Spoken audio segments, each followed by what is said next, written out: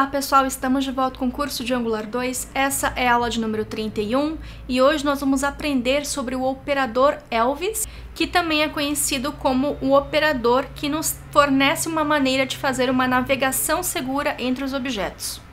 Para essa aula eu vou utilizar o Angular CLI para poder gerar o componente, então ng-gc para gerar o componente. Estou executando esse comando de dentro do diretório do projeto e vou colocar aqui operador else, gerou aqui o componente, vou pegar aqui o seletor do componente, vou vir aqui no meu app component, vou comentar o conteúdo da aula passada e vou colocar aqui o meu componente recém-gerado. Lembrando sempre que quando a gente gera o componente com o Angular CLI, ele automaticamente adiciona aqui no módulo. Então a gente pode utilizar o seletor desse componente diretamente em algum outro componente, como o app component, por exemplo. Então vamos lá. Eu vou abrir o componente em si, eu vou executar o ng-serve ou ng-server para a gente poder conseguir verificar se está tudo ok no browser. Tudo ok no browser, podemos começar a trabalhar. Vou minimizar aqui o terminal. Vou vir aqui e vou criar um objeto. Vou chamar esse objeto de tarefa, que vai ser do tipo objeto. Como eu não quero criar interface, nem classe, nem nada, vou declarar como qualquer mesmo, que é o N, né? Que eu posso colocar qualquer coisa aqui dentro, eu vou colocar um objeto. Nessa tarefa, eu vou colocar a descrição da tarefa. Então, aqui vai ser do estilo objeto, né? Então, eu vou colocar descrição da tarefa. E aqui eu vou colocar um outro atributo, que é o responsável. E o responsável eu vou deixar como nulo. O responsável pode ser um objeto, pode ser uma string, pode ser qualquer coisa. Aqui dentro do componente, o que eu vou fazer? Eu vou fazer aqui um parágrafo mesmo e vou utilizar a interpolação para poder mostrar essas informações. Então, eu tenho aqui um objeto tarefa, então vai ser tarefa.desk de descrição. E eu vou só colocar aqui descrição e vou colocar um outro parágrafo aqui, só para a gente ver se está tudo funcionando. Voltar aqui no browser, esperar o refresh. Beleza, tá com a descrição da tarefa, justamente o valor que tá aqui. Agora, para o responsável, eu vou colocar aqui uma outra tag P, vou colocar aqui responsável e vou tentar fazer também a interpolação. Então, vou colocar aqui tarefa.responsável, que tá mesmo o que tá aqui, então só para evitar erros. E aqui eu vou colocar o nome do responsável, porque vamos supor que esse objeto responsável seja responsável. E aqui seja um outro objeto, por exemplo, que tenha o nome do responsável, como por exemplo, vou colocar o meu nome aqui. Olha o que vai acontecer no browser. A gente fez o refresh e tem vários erros. Qual que é o erro? Não pode ler a propriedade nome de um objeto que é nulo. Isso aqui é uma coisa bem comum que pode acontecer durante o desenvolvimento, até mesmo depois que você colocar o projeto em produção. Por algum motivo, o objeto vem como nulo e você está esperando uma informação e essa informação não existe. E esses erros aqui não é uma coisa que a gente quer que aconteça, não é verdade? Como é que a gente pode resolver isso daqui então?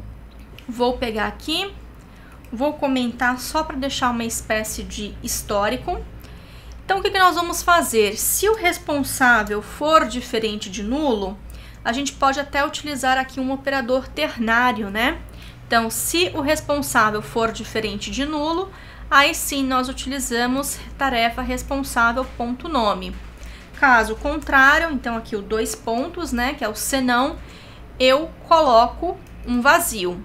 Se a gente voltar aqui no browser agora, depois do refresh, a gente vai ver que tá como vazio, mas agora sim, essa tag tem a label aqui do responsável.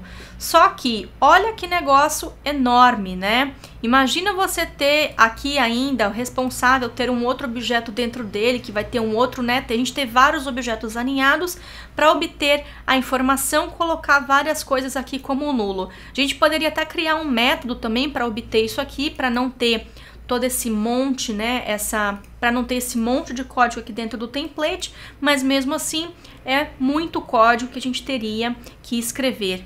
Então, olha uma forma bem simples da gente resolver esse problema e deixar o código mais elegante, mais legível, mais bonito, etc. Existe o operador Elvis, que também uma forma segura da gente fazer navegação entre objetos. O que é esse operador Elvis? É um ponto de interrogação. Quando eu coloco esse ponto de interrogação depois da minha variável ou objeto que pode ter valor nulo, ele faz uma lógica parecida com essa aqui de cima. É diferente de nulo? Se for diferente de nulo, aí sim a gente consegue chamar aqui o próximo nome. Se for nulo, então fica vazio aqui, não coloca nada. Então, se a gente for voltar aqui para o browser, vocês vão ver que vai ter aqui a mesma coisa. Se a gente mudar aqui, por exemplo, o responsável for ainda um objeto usuário, só para a gente ver aqui uma outra forma. O usuário que vai estar nulo também, ou seja, é um objeto dentro de outro objeto. Então aqui, vou comentar isso daqui, só para a gente focar aqui embaixo. Aqui eu ainda poderia ter um usuário, colocar o operador Elvis, né, que é o ponto de interrogação, e aí sim eu colocar o ponto nome. Então aqui, se eu for fazer o refresh, continua funcionando, ou seja, não importa o quão aninhado são os seus objetos, os seus atributos, que você colocando ponto de interrogação já faz essa verificação se é nulo ou não. Então fica a dica aí para deixar e facilitar também e não ter esse monte de código aqui dentro do nosso template. Infelizmente, esse operador ainda não está disponível para o JavaScript nem para o ECMAScript, e é uma coisa que realmente faz falta e é uma coisa bem bacana que está disponível na sintaxe do Angular 2. E só para curiosidade, outras linguagens de programação como Objective-C, Swift, o C# também já tem esse operador. Então, seria uma coisa muito bacana estar aí na minha wishlist de funcionalidades que eu gostaria de ver no JavaScript também.